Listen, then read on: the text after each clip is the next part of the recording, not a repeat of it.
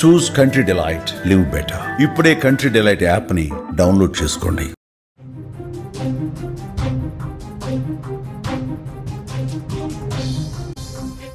Breaking news చూస్తున్నాం. చిన్నారి హితీక్ష హత్యలో సంచలన విషయాలు బయటకు వస్తున్నాయి. అక్కసుతోనే పిన్ని హత్య చేసినట్టుగా సమాచారం ఉంది. హితీక్ష తల్లి మీద అసూయే హత్యకు కారణం. చిన్నారి తల్లిని బాగా చూసుకుంటూ తనను కుటుంబ సభ్యులు చూసుకోవటం లేదనే అక్కసుతో ఈ హత్య చేసినట్టుగా తెలుస్తోంది. ఆస్తి కోసం హత్య చేసి ఉండొచ్చనే అనుమానం కనిపిస్తోంది. హత్య చేసి ఏమీ తెలియనట్టు మమత నాటకాలు ఆడినట్టుగా గుర్తించారు. దేశవ్యాప్తంగా ఈ ఘటన అందరినీ కన్నీరు పెట్టిస్తోంది. బ్రేకింగ్ న్యూస్ మనం చూస్తున్నాం. సమాజం అసలు ఎట్టుపోతుందో తెలియటం లేదు. మానవతా విలువలు చచ్చిపోతున్నాయి అనటానికి ఇటీవల జరుగుతున్న ఘోరాలే నిదర్శనంగా కనిపిస్తున్నాయి. జగిత్యాల జిల్లా కోరుట్లలో 5 ఏళ్ల చిన్నారి హితీక్ష హత్య అత్యంత దారుణంగా కనిపిస్తోంది. అభం శుభం తెలియని చిన్నారిని అమ్మ తర్వాత అమ్మగా భావించే పిన్ని కిరాతకంగా చంపేసింది. గొంతులో కత్తి దించి దారుణంగా హతమార్చింది. తల్లి మీద కోపం దేవుడి స్వరూపమైన చిన్నారిపై చూపెట్టింది. ఈ హత్యకు అసలు కారణం ఏంటో తెలుసా? అసూయ, అక్కసు. కేవలం దాంతోనే కుటుంబ సభ్యులు హితీక్ష తల్లిని ఒకవైపు బాగా చూసుకుంటున్నారు. ఆమె మాటకు చాలా విలువిస్తున్నారు. కానీ తన మాటకు అసలు చెల్లుబాటు కావటం లేదనే అక్కసుతో, అసూయతో ఈ దారుణానికి ఒడిగొట్టింది. చిన్నపిల్లలు మాట్లాడితే కళ్ళ ముందు ఆడుకుంటూ తిరిగితే మనసు ఎంతో ఆనందంగా ఉంటుంది. కానీ అట్లా ఆటలాడుతుండగానే పాపను చంపేసి ఏమీ తెలియనట్టు ఏడ్చి తన నటనతో రక్తి కట్టించింది. పోలీసుల విచారణలో మాత్రం అసలు విషయాలు బయటకు వస్తున్నాయి. హితీక్షను చంపింది పిన్నే అని దాదాపు నిర్ధారణకు వచ్చారు. దీన్ని పోలీసు శాఖ అధికారికంగా ఇంకా ప్రకటించాల్సి ఉంది. చిన్నారిని పిన్నే చంపిందనే వార్త 2 తెలుగు రాష్ట్రాల్లో కాదు, దేశం మొత్తం కూడా సంచలనంగా మారి అందరి తల్లులను కన్నీరు పెట్టిస్తోంది. హితీక్ష కుటుంబం బాధ వర్ణనాతీతం. తల్లి గుండె లవిసేలా రుదిస్తోంది. కుమార్తె భవిష్యత్తు కోసం గల్ఫ్ వెళ్లిన తండ్రి ఆ కుమార్తె చనిపోయిందని ఆగమేఘాల మీద ఇండియాకు వచ్చి తలడేరిపోతున్నాడు. హితీక్ష తాత కూడా గల్ఫ్ నుంచి బోరున విలిపించడం ప్రతి ఒక్కరి గుండెను కూడా ప్రస్తుతం కలిచి వేస్తోంది.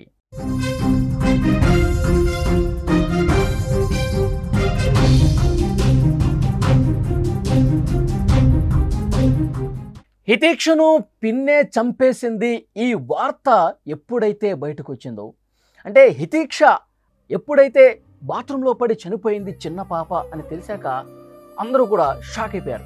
వెంటనే పోలీసులకు సమాచారం అందించారు.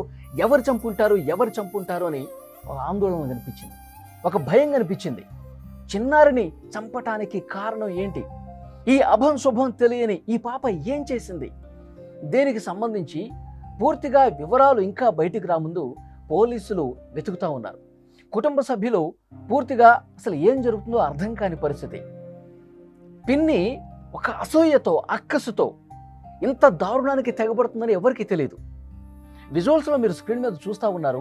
ఆసుపత్రి దగ్గర కావచ్చు, ఇంటి దగ్గర కావచ్చు, పిన్ని ఎన్ని నాటకాలు ఆడిందంటే హితీక్ష తల్లితో పాటు కూర్చొని రోధిస్తోంది, తల కొట్టుకుంటోంది, బాదుకుంటోంది. హితీక్ష ఎవరు చంపేశారు? ఎందుకు ఇట్లా జరిగింది? ఎందుకు ఇంత దారుణంగా ప్రవర్తించారు? మా కుటుంబం మీద ఎవరు కక్ష కట్టారు? హితీక్ష వెళ్ళిపోయావా తల్లి? హితీక్ష నిన్ను ఎవరు పూటను పెట్టుకున్నారు అంటూ నాటకాలు ఆడుతూ పెద్ద డ్రామా ప్లే చేస్తూ ఏడుస్తున్నటువంటి పరిస్థితి. స్క్రీన్ మీద బాక్స్లో మీరు చూడొచ్చు ఎంత దారుణంగా ఆమె ప్రవర్తన ఉందనేది, ఎంత నమ్మిస్తుందో చాలా స్పష్టంగా విజువల్స్లో మనకు కనిపిస్తోంది.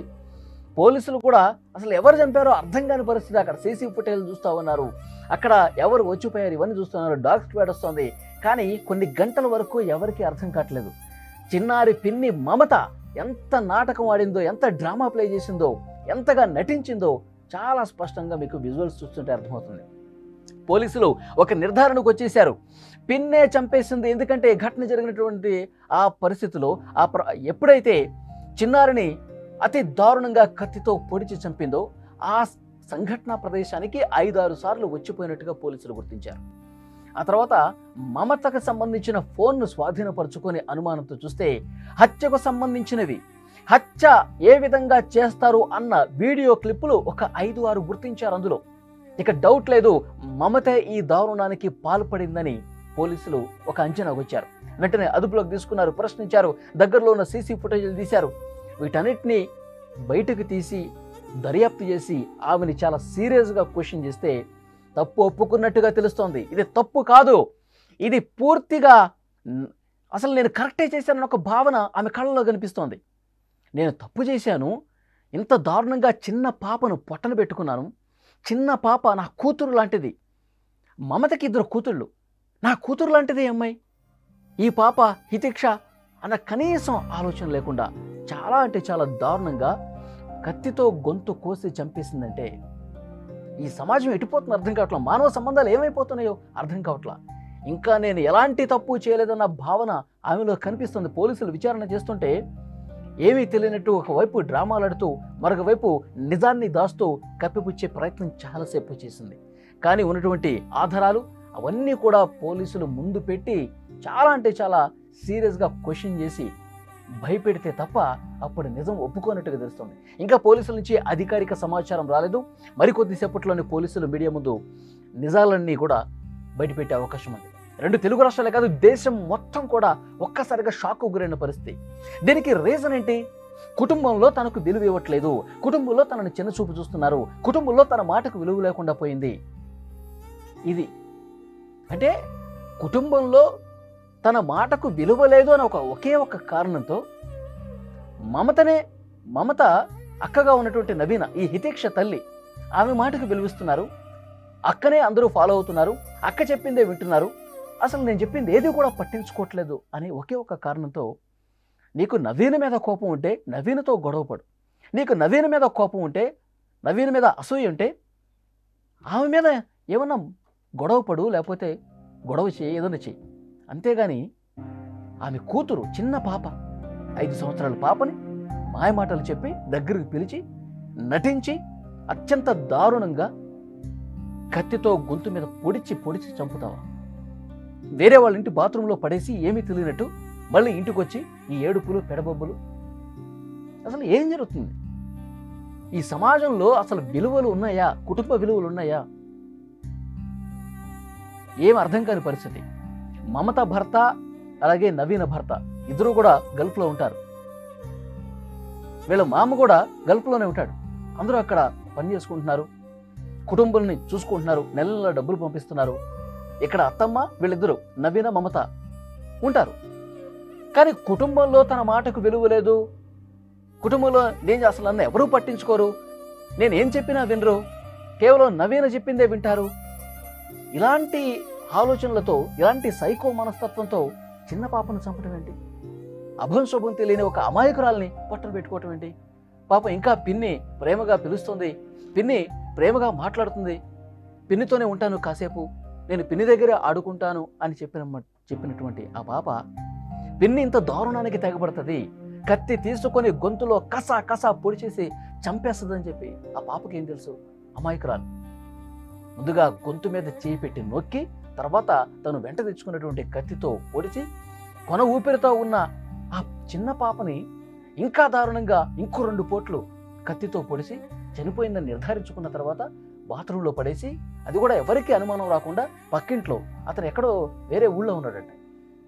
ఇదే సరైనటువంటి సమయం, ఇదే సరైనటువంటి ప్రదేశం అని భావించి చంపేసి పక్కింటి బాత్రూంలో పడేసి ఏమీ తెలియనట్టు అమాయకంగా వచ్చి ఆమె కనిపించట్లేదు అని తెలిసేసరికి అందరితో పాటు నటిస్తూ ఆ ఊరు మొత్తం తిరుగుతూ ఎక్కడ పోయింది హితిక్ష అంటూ ఒక నటనతో ఊరంతా తిరిగి కనిపించట్లేదని, తర్వాత ఇంటికి వచ్చి బోర్న ఏడుస్తూ కుటుంబ సభ్యులతో పాటు ఏడుస్తూ ఎంత నాటకం ప్లే చేసింది, ఎంత దారుణంగా నమ్మించి మోసం చేసినటువంటి పరిస్థితి.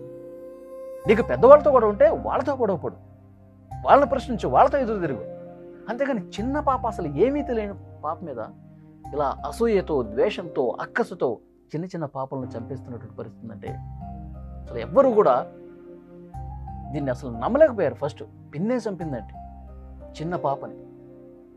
పోలీసులు ఆధారాలు కూడా సంపాదించారు, అన్నీ కూడా బయటపెట్టారు. తను వాడినటువంటి కత్తి పాపను చంపిన తర్వాత ఎక్కడ పడేసింది, ఈ ఆధారాలన్నీ కూడా పోలీసులు సేకరించారు. పోలీసులు ఆమె మొబైల్ ఫోన్ తీసుకుంటే ఎవరెవరితో మాట్లాడింది, ఏం మాట్లాడింది, ఎలాంటి వీడియోలు చూసింది, హత్య జరగకముందు ఎవరితో మాట్లాడింది, ఇవన్నీ కూడా పోలీసులు సేకరించారు.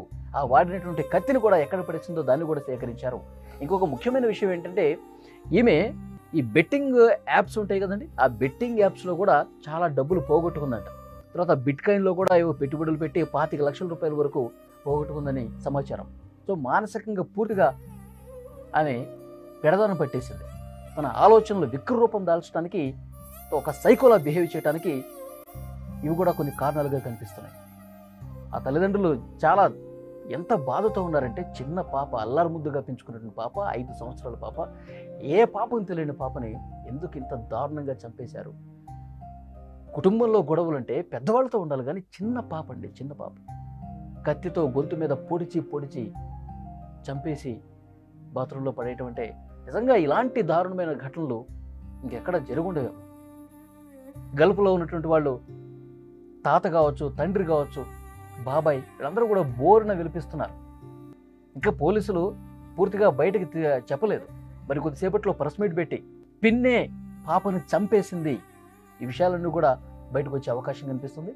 నిజంగా సభ్య సమాజం పూర్తిగా తల దించుకునేటువంటి ఘటనలు జరుగుతున్నాయి. కుటుంబ సంబంధాలు, మానవ సంబంధాలు, కుటుంబంలో ఉండాల్సినటువంటి బంధాలు అన్నీ కూడా కనుమరుగైపోతున్నాయి. మరోవైపు ఆస్తి గొడవలు కూడా ఉన్నట్టుగా సమాచారం ఉంది. నీకు ఎలాంటి గొడవలైనా ఉండని, ఏమైనా ఉండని, కానీ చిన్న పిల్లలు ఏం చేశారు, ఏమైనా చాలా దారుణంగా శిక్షించాల్సినటువంటి అవసరం ఉందని చెప్పి సొంత బంధువులు మాట్లాడుతున్నారు. మమత భర్త కూడా చెప్తున్నా, ఆమెను శిక్షించండి, అసలు ఉరి తీసినా ఎలాంటి అభ్యంతరం లేదు అన్న మాటలు వస్తున్నాయంటే ఆమె పట్ల ఎంత ద్వేషభావం ఆ కుటుంబంలో ఉందని కూడా అర్థమవుతుంది. సో మరికొద్దిసేపట్లో పోలీసులు ఏం చెప్తారో విందాం.